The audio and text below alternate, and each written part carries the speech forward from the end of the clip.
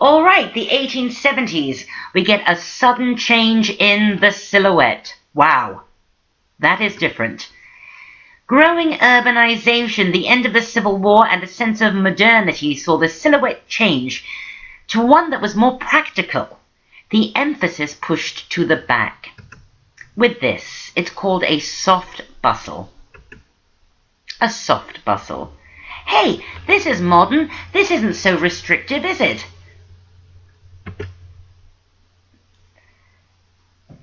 The way that clothing was structured in the 1870s emphasized the backside like this.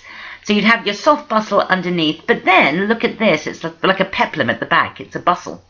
And all the emphasis, as you can see, is at the back, but it's soft and you can sit down in it and it's normal, kind of, but just you wait. In the 1880s, we get the hard bustle. It might be the only time in history that if you ask the question, does my butt look big in this?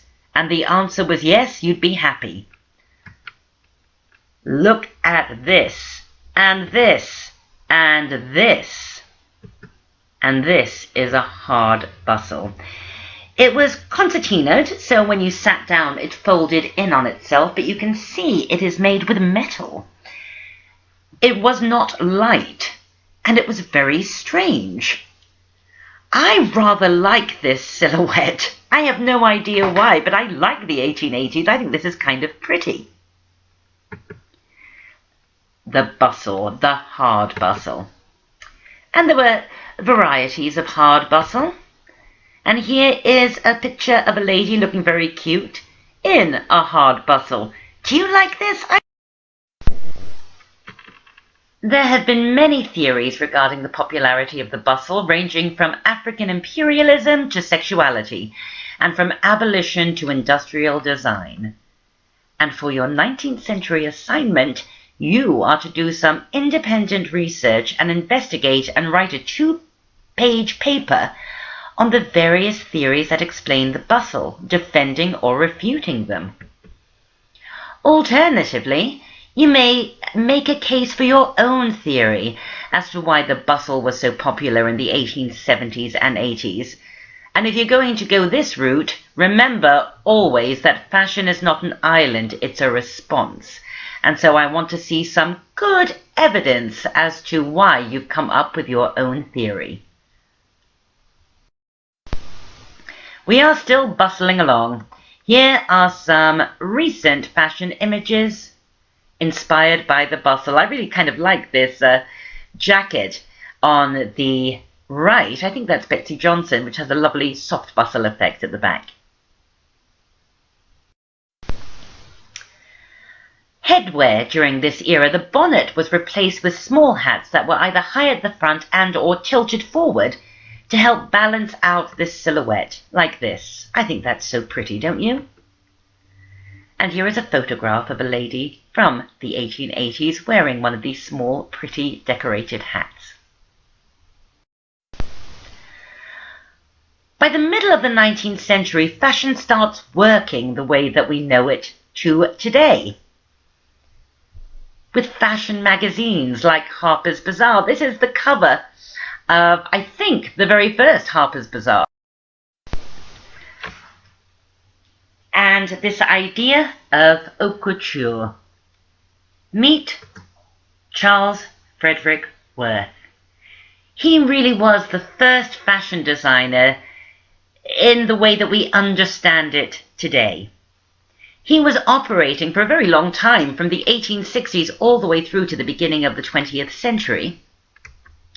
And here are some of Charles Frederick Worth's beautiful gowns.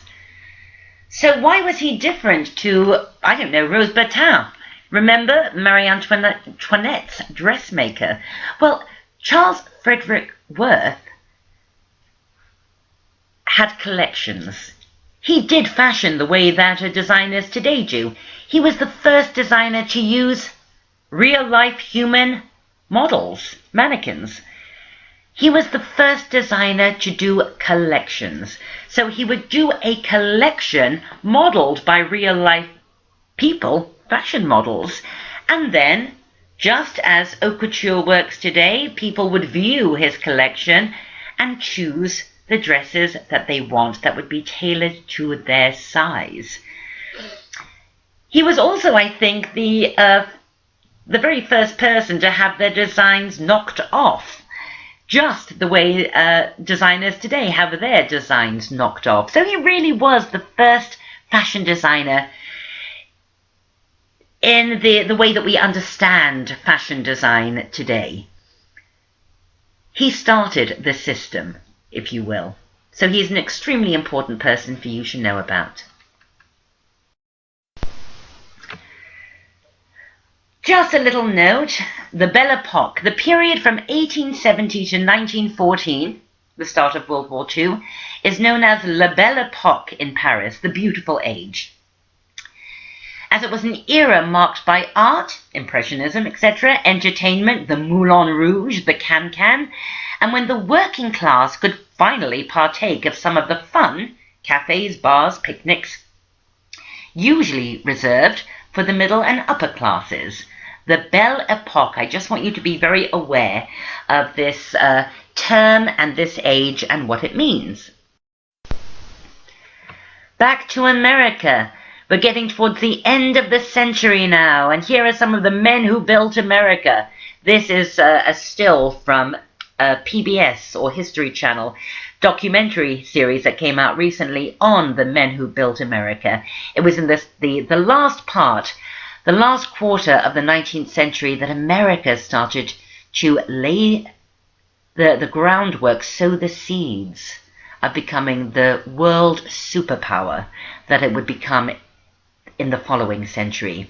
People like Rockefeller, Vanderbilt, Carnegie, industrialists, bankers. This was the start of America as we know it. And by the 1880s, a new technology was increasingly available. And by the 1890s, it would change the world and the lives of the people in it forever, including, and maybe especially, ours. Electricity. Electricity changed everything. Of course, there had always been electricity. It was in this era that we harnessed electricity. And electricity was celebrated, this new technology, at an event that really marked the beginning of the truly modern world as we know it, the World's Fair in Chicago in 1892, that was nicknamed the White City because of its extensive use of this amazing new technology, electric light. It also had the world's first Ferris wheel. There is a great book which is about to be turned into a movie, I believe starring Leonardo DiCaprio. It's a project anyway, called The Devil in the White City, Murder, Magic and Madness at the Fair That Changed America. It's a fantastic book. It's non-fiction, but it's written in a very exciting way. It's about the architect of the World's Fair and America's first serial killer, who used the World's Fair as a means of finding victims for his house of horror. It's a great book. Electricity lit up the world. It meant nightlife. It meant that people could have a safe and fun existence after dark. Yes, there had always been street lights and gas lamps in the 19th century, but electricity, man, this would change everything. The 1890s are known as the gay 90s, and we start seeing a whole range of exciting new novelties and an embrace of fun, really. Nickelodeons, take a look at this. These, you could put like a penny into a slot, turn a handle, and you would see animated and moving pictures. But we would soon get moving pictures on film as well. Bicycles! Bicycles! Cycling was a craze of the gay 90s. Women were active, more active than they had ever been before. And there was an exciting new drink that everybody was crazy about, Coca-Cola.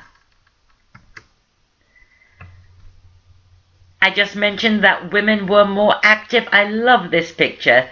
Women of the 1890s, the gay 90s, going out for a swim.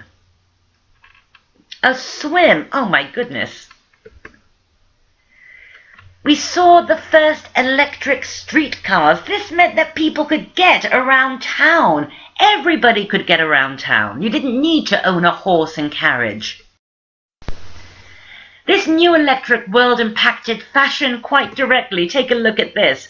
Harness electric corsets.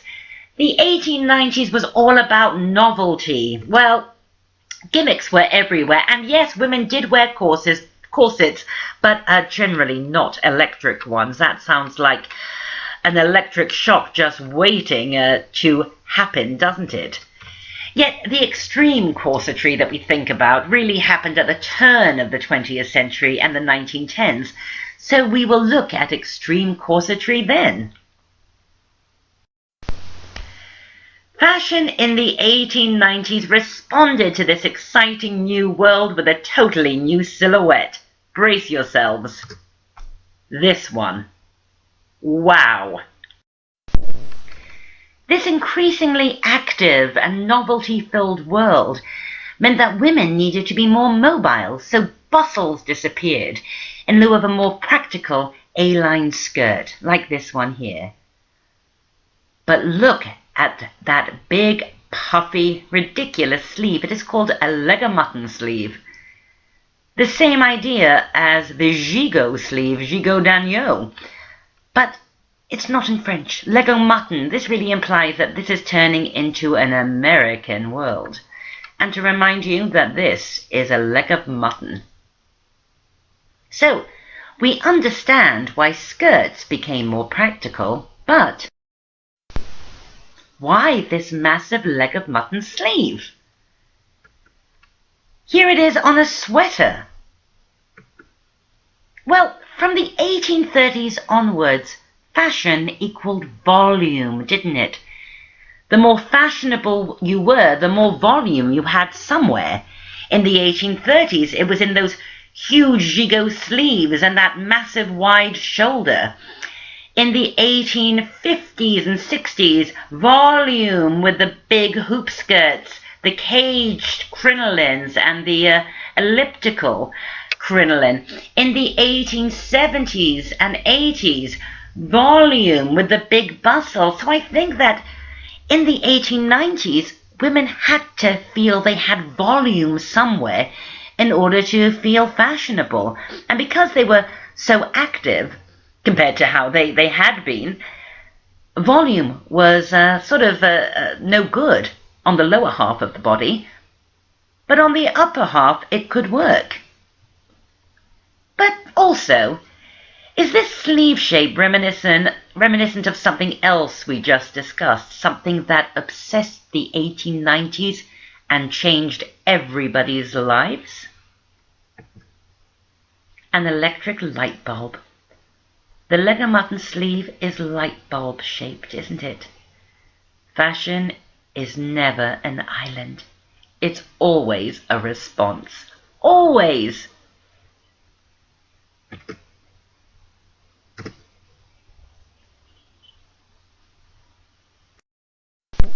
Practical fashion for women meant the first real suits for women. Like this one.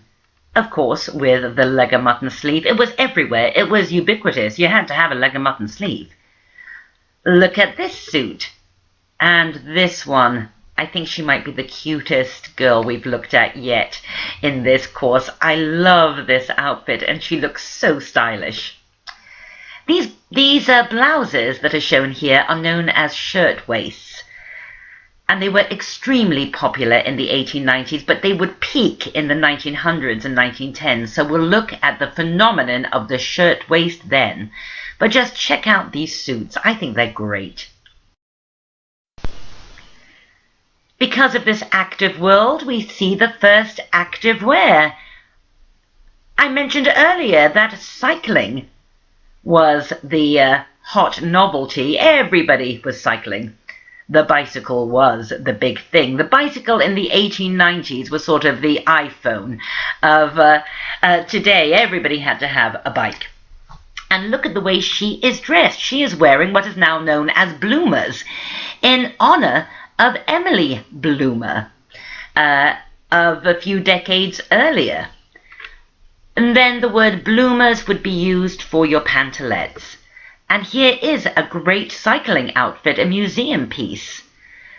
Lovely double-breasted LegofMutton sleeved jacket, and these wonderful sort of culottes, really, billowy culottes that you could cycle in.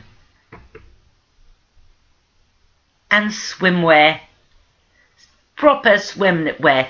Yes, the Victorians of earlier decades, they would wade into the water, but basically they were wearing dresses to do it. Look at this. This is swimwear. And here are some museum pieces of swimwear from the 1890s. Really cute, don't you think? Let's talk about hats in the 1890s. Take a look. They were small. They had a novelty appearance to them, didn't they? It was all about novelty. It was really about fun. Do you like them? I think they're ridiculous, but kind of cute. But the big hat that we really associate with this era are these straw hats here, and they are called boaters. Everybody had a boater. I love this picture because not only does every girl have a boater, but every girl has a LegofMutton sleeve, and it really shows you that there was a time when people followed fashion's rules. You'll see this all the way through the rest of this course. I think you've seen it all the way through this course, and it's only very recently that we've stopped following fashion's rules, or have we? Basically, we all do dress alike still, don't we? And everyone could read about all of these exciting new styles in a new magazine that debuted in 1892, Vogue.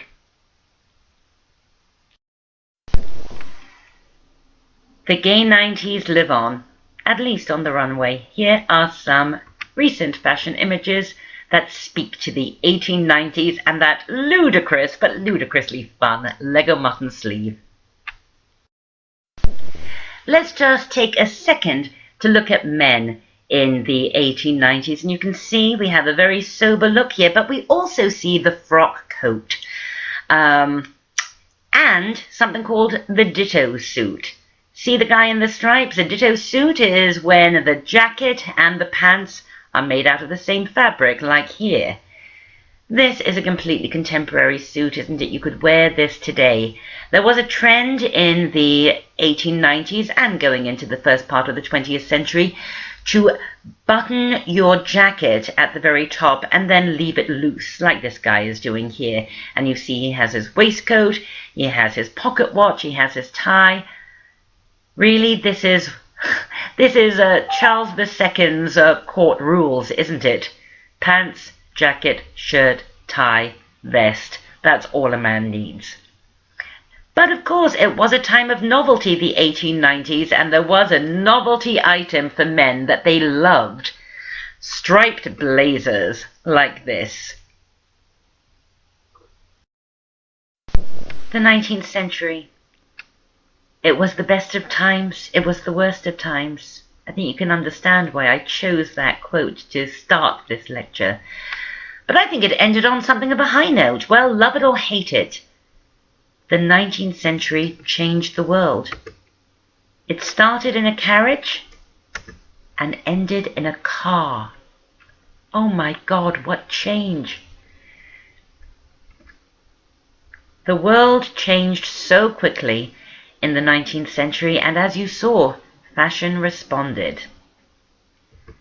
So imagine what will happen in the next 100 years to take fashion from this to this. I'll see you next time when we blast off into the 20th century. I'm so excited, and I'll see you then. And don't forget your assignment on the Bustle. Bye.